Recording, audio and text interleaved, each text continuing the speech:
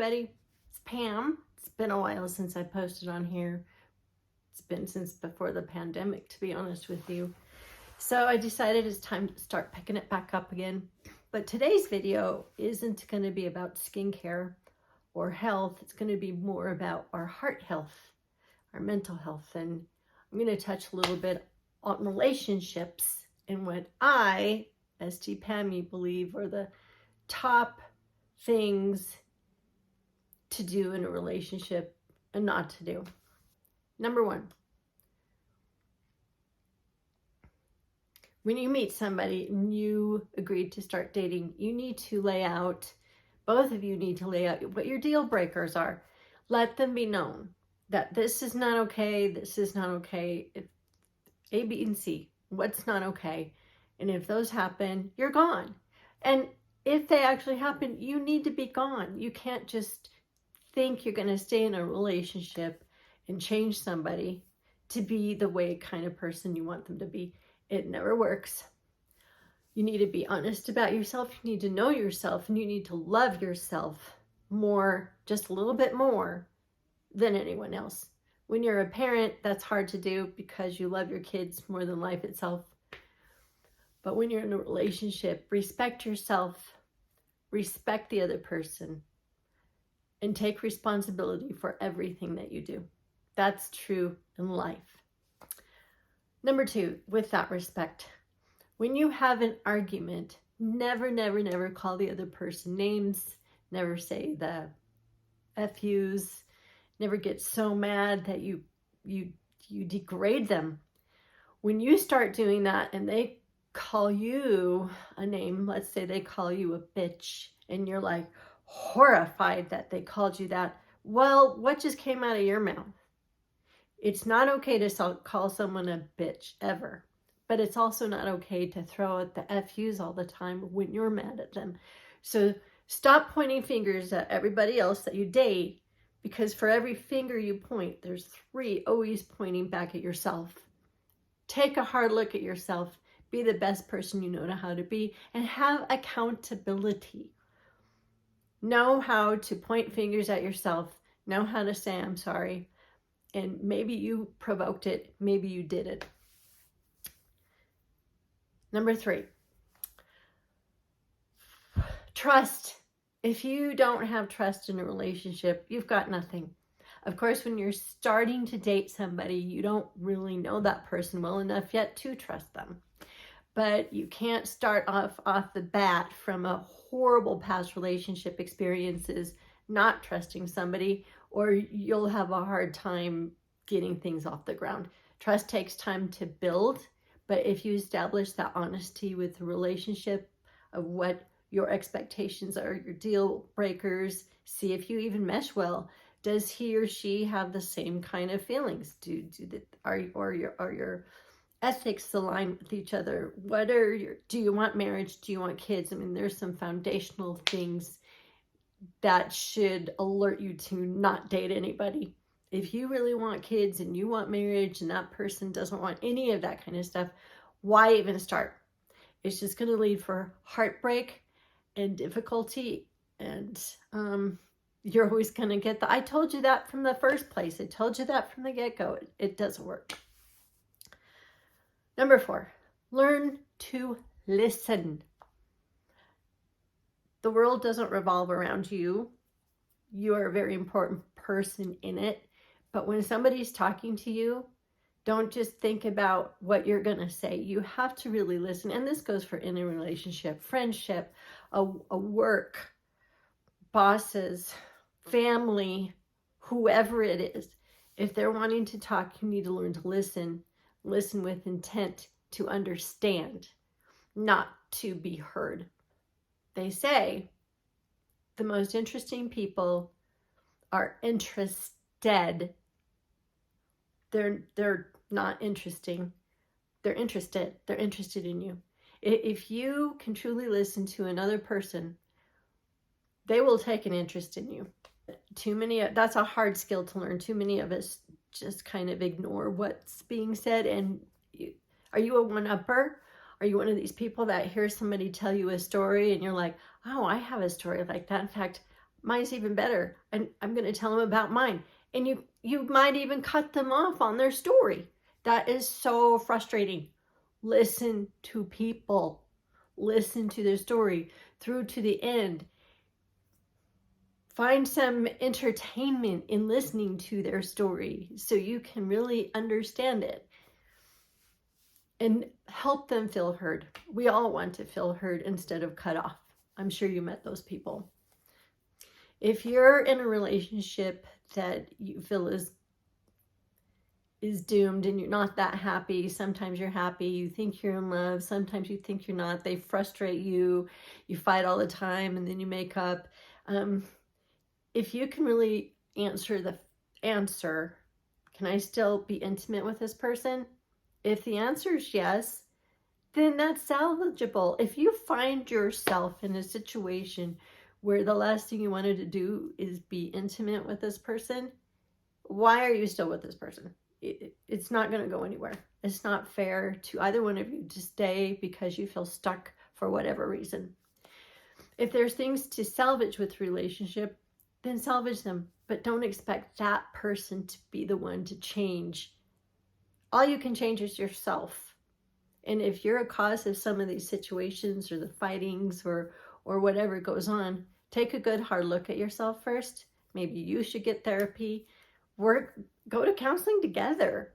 Go to couples counseling together. It helps maintain your relationship by going to therapy and counseling because it's maintenance for a relationship. We maintain our cars. We put oil and gas in our cars. We take care of them to keep them running. Why is a relationship any different? It's not. You need to be considerate of your relationship, pamper it with care. But the minute you start disrespecting others by fighting and throwing things in a hostile environment, that starts chipping away at the foundation of anything you ever built in the first place. Just don't ever do it. Don't put up with it, but don't do it yourself either. The other thing, if you're dating somebody who threatens suicide if you want to leave, that's not good. Of course, it's not good. They need help. Help them feel loved, heard, understood, but stand your ground. Never stay in a relationship because you're afraid somebody's going to commit suicide. Find them resources, encourage them to talk to people, encourage them to talk to a therapist, call suicide hotlines, but don't let that be a threat to stay in a relationship. They need different kind of help. Maybe you're feeling like you'll commit suicide. There's resources out there. I'll post them at the end of this video, but please always seek help. I don't know why people are so afraid of talking to other people about their needs, their anxiety, their depression, life is hard. Life never gets easier, ever. Our abilities to deal with the hard things in life hopefully get better as we get older. And that's why, unfortunately, I'm 57. I feel like I've learned a lot in the past 10, 20 years, but boy, I wish I'd learned a lot when I was in my teens and my 20s. It would have helped a lot if I loved myself fully before I started dating to find fulfillment in somebody else. You have to love yourself first fully. Marie Osmond said, you marry to the level of your own self-esteem. And that's so true. So have great self-esteem, have great confidence, and you will attract the kind of people who are meant to be with you. Here's another big important thing to me. Stand on your own 2 feet. And what I mean by that is you have two people who meet each other, they start dating, they fall in love, they want to get married. Things are going along great until one person starts depending on the other one too much. And it can be a two-way street sometime. And that's the same thing with the jealousies. Stand on your own 2 feet. Be strong. Do things for yourself. Don't expect the other person to do things for you all the time. Just because you may be married and in a relationship, this person isn't your slave, your servant, your maid. You know, it's nice when the other person does stuff for you. But don't always ask the other person to get you this and get you that and do this and do that and come home with this and come home with that. No, be strong, stand on your own 2 feet, because if you lean too much on somebody else, that relationship is not going to last. Be strong. Both of you be strong. Handle your own shit, but use each other for support and talk about your issues. And oftentimes you can be there. If one person's having a hard time, the other person can help. If this person's having a hard time, this person can be there for support. But do not rely on the other person, because every day is a gift to us and we never know when it's not there. And if you're going to have kids together, come on, you got to be strong, because now you have more of responsibility. You've got to learn how to fight. You got to learn how to have disagreements while respecting each other. You need to learn to communicate, and communication is the most important thing in the world. If you're married to somebody who's in the military, what if they're deployed? What are you going to do when they're gone and you have all hell break loose? It's up to you to stand strong and to take care of these things while your significant other is deployed, taking care of the country and fighting for our rights and our freedoms and everything else. Please be strong. It's important. It's good. What I've noticed, men need to feel needed. Women want to feel wanted. We don't want to be jealous. We don't want to have to defend what is obvious to us, that why are you disrespecting our feelings? What if we don't like you liking other girls' posts on Instagrams all the time? Use common sense here. If you have a jealous girlfriend, and most girls can be jealous, a lot of guys can be jealous, have some respect. Don't go talking to other people, saying they're hot, looking at their butt, and especially in front of the other person. Have that respect. Watch your social media, watch your behavior, watch how you interact, because girls are watching. I'm sure guys are too, but girls, I know better. We're watching. So just don't be dumb. Why date somebody if you think all these girls are hot at the same time? Have that respect, have those boundaries. Or it's be truthful. Be truthful too.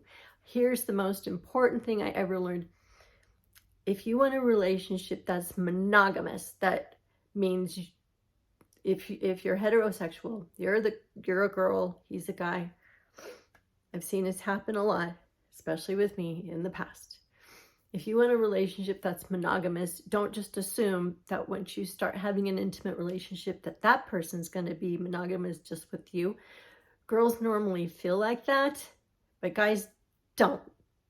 So unless you make that verbal agreement that that's what you want, that's a deal breaker, and they agree to it, don't expect it just to happen. You have to make that verbal agreement.